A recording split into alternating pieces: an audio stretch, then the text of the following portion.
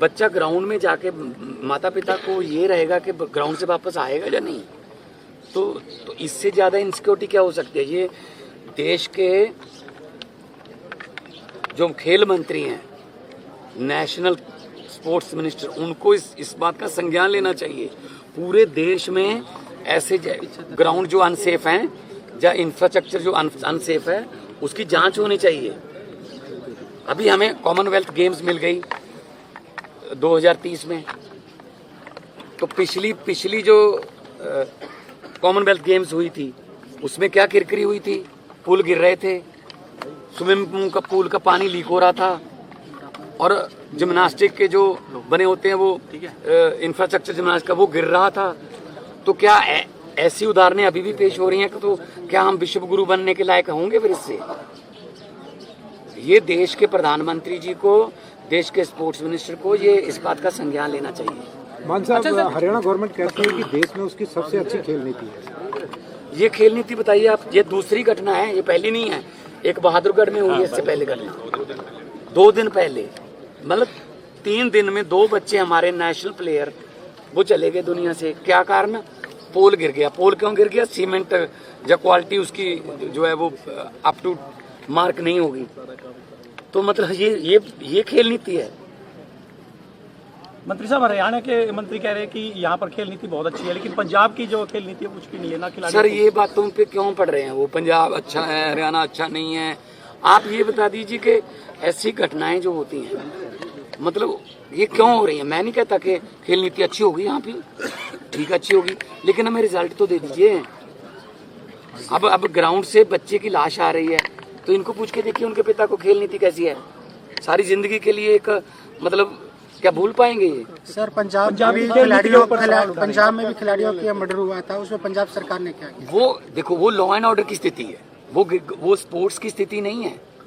देखो, चोट और खिलाड़ी इकट्ठे चलते हैं। कबड्डी में चोट लग जाती है।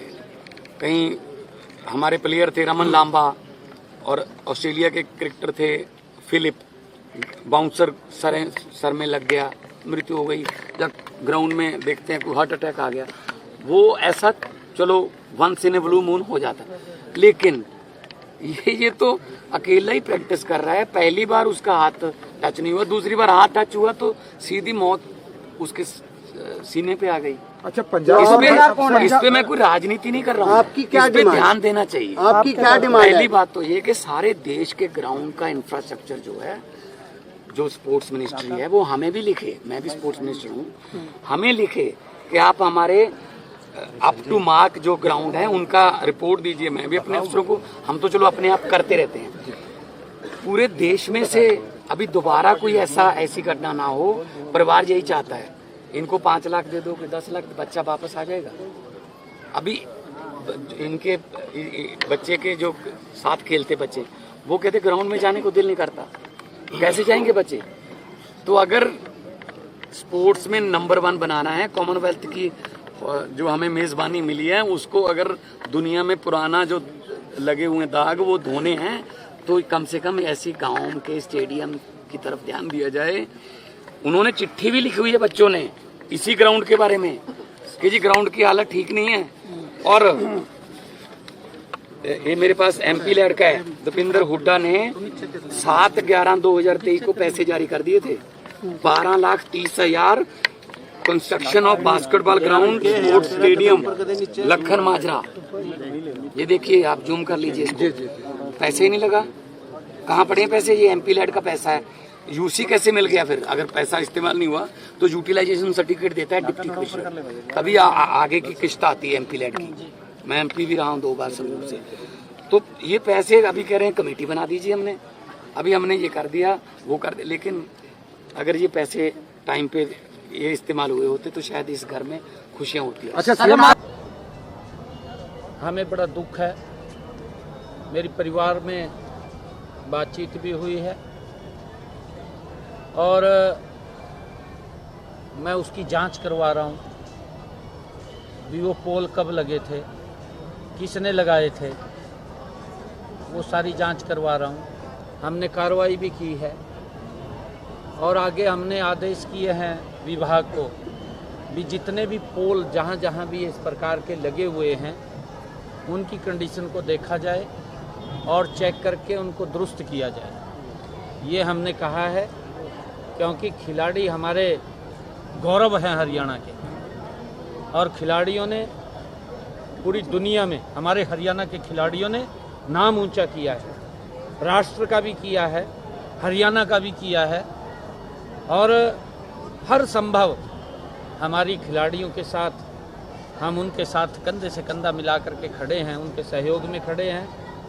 परंतु ये व्यवस्था के अंदर उसकी मैंने जांच के आदेश दिए हैं कि उसकी जांच करी जाए, और जांच करके जो भी संबंधित महाअधिकारी हैं उनके खिलाफ भी कल कार्रवाई हुई है। परिवार को भी हमने आर्थिक सहायता तो पहुंचाई है, और मैं ये कहूँगा कि बड़ा दुख है, और इस दुख की घड़ी में हम परिवार के साथ हैं। हमारे आदरणीय मंत्री जी, खेल मंत्री जी घर पे भी गए थे। बड़ा दुख है। मैं परमपिता परमात्मा से प्रार्थना करूंगा। ऐसे समय में राजनीति करनी चाहिए। पंजाब के मुख्यमंत्री वहाँ जाकर पंजाब के मुख्यमंत्री वहाँ जाके राजनीति करते हैं, और वहाँ जाके कहते हैं, वो कोसते हुए नजर आते हैं, वो कहते हैं कि वहाँ हरियाणा के अंदर व्यवस्था नहीं है, पंजाब के अंदर इतनी अच्छी व्यवस्थाएं हैं। कैसे काफी आगे होगा मेडल्स के मामले में, पन्ना में नशा भी काफी है सर। नहीं, देखिए ये तो सारी फिगरें हैं, ये कोई छुपा हुआ तो नहीं है। हमने खिलाड़ियों को, हमारे जो खिलाड़ी हैं कितने गोल्ड मेडल लेकर के आए हैं, कितने सिल्वर मेडल लेकर के आए हैं, कितने कांस्य पदक लेकर के आए हैं, वो तो रिकॉर्ड है। पंजाब के हमारे खिलाड़ी वो भी हमारे आदरणीय हैं, वो भी आदरणीय हैं हमारे। अगर पंजाब का कोई खिलाड़ी गोल्ड मेडल लेकर के आता है, ताड़ियां तो मैं भी बजाता हूं, मुझे भी खुशी होती है। परंतु इन विषयों के ऊपर राजनीति करना ये दुर्भाग्यपूर्ण है। नहीं, एक मिनट जवाब दे दूंगा। हाँ जी। राजनीति करना ये दुर्भाग्यपूर्ण है, क्योंकि पंजाब के अंदर जिस प्रकार से नशा फैल रहा है और जिस प्रकार से युवा उस नशे की गिरफ्त में आ रहे हैं,